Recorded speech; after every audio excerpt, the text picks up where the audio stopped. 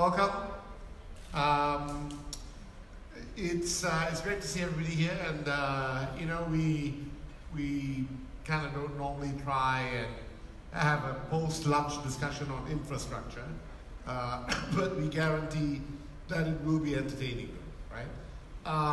So you've no doubt heard, some of you have been here for a couple of days already. You've seen and heard Vishal, our chairman, speak broadly about the whole ecosystem issues. You've also seen that he's actually a very entertaining speaker. So, but to pair him off, I'm really looking forward to having Afsal on the same panel with him. To keep the peace, I've got Vaishali and Mata, calm, cool, collected individuals. 5G has been the buzzword of the past 2 days. And if we can think of one word that has entered the vocabulary of the layman at the speed at which it promises to disrupt the market, it's 5G. Even taxi drivers will talk to you about 5G, right? So the expectation is that it's poised to change the world, and we're going to see radical shifts in the way things are done. But whatever the reality, connectivity is key to ensuring this transition to 5G. And that's the main reason we've gathered players from across the industry, although today's focus is a bit more on infrastructure, because getting the infrastructure right is a key first step in that journey, and that's really the purpose that today's summit will serve, I hope, as a platform to discuss the crossroads the industry is in now and how we can work together to maximize the promise of 5G.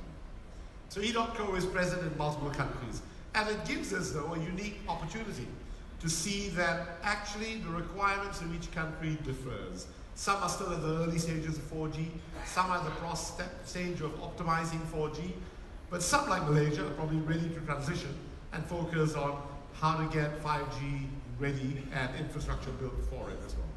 So while the landscape is different across countries, there are probably, however, common things we can do to lay the groundwork for 5G. And my favorite strategy for 5G is to do 4G well.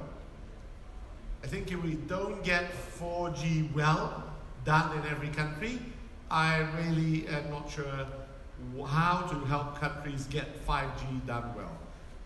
It's a very unpopular thing to say sometimes when I go country to country, and I say it perhaps less bluntly sometimes, but I think that's an important thing for us all to think about. So ensuring 4G is as ubiquitous as possible, I think, is critical to 5G success.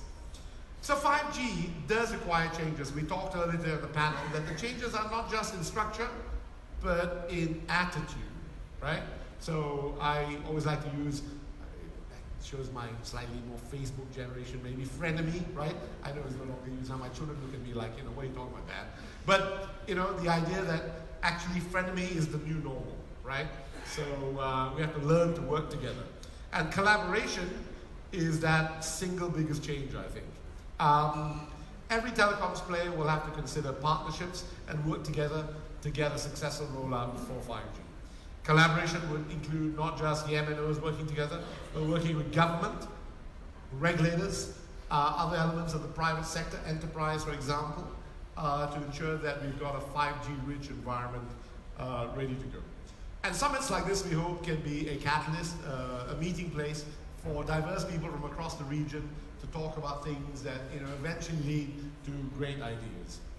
The hidden barrier to 5G growth and the common factor, I think if we had to pick one across the region, is strangely a very physical one, and that's easier access to locations. It's probably still the biggest obstacle to getting 5G right. It is a big issue getting 4G right.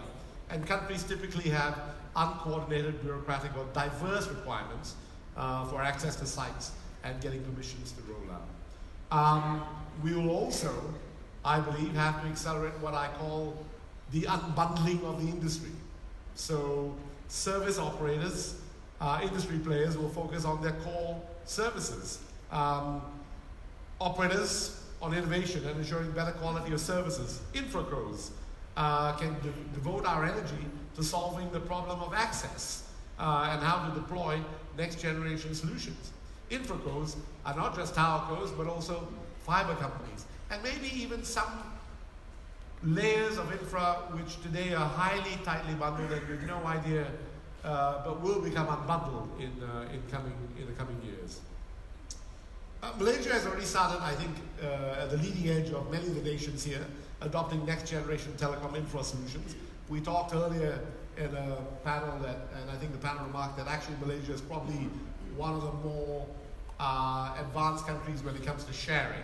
Now, EDOTCO has worked with many of you, I see many of our customers here, and we're trying to deploy more and more interesting sharing solutions. So for example, we deployed last year the world's first multi-operator, multi-technology indoor solution in Malaysia at KL Center.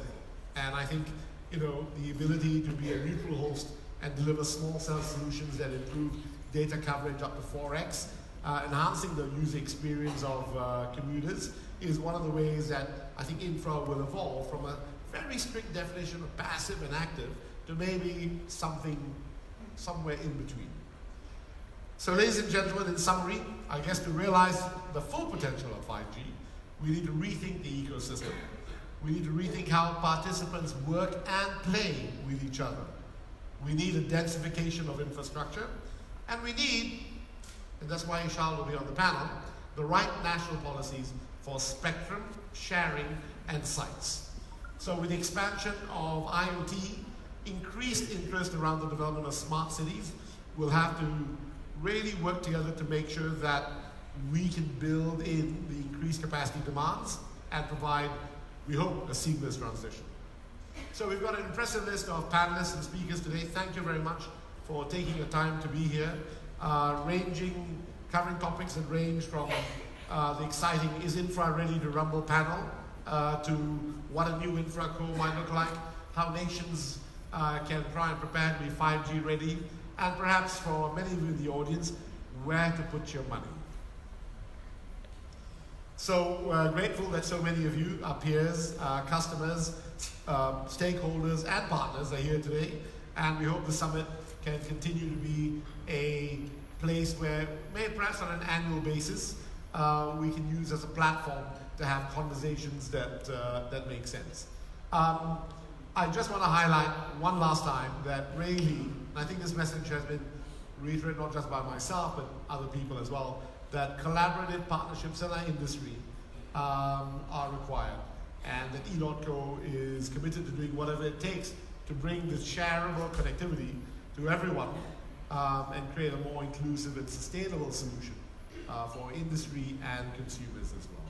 I want to end by thanking the GSMA for partnering with us to put the Infra Summit as part of their 3-day event. So thank you very much, Jeanette and the GSMA. To MCMC for gracing us with their presence today, and to the rest of you who've taken time off to, I hope, make the summit a fabulous one. Thank you.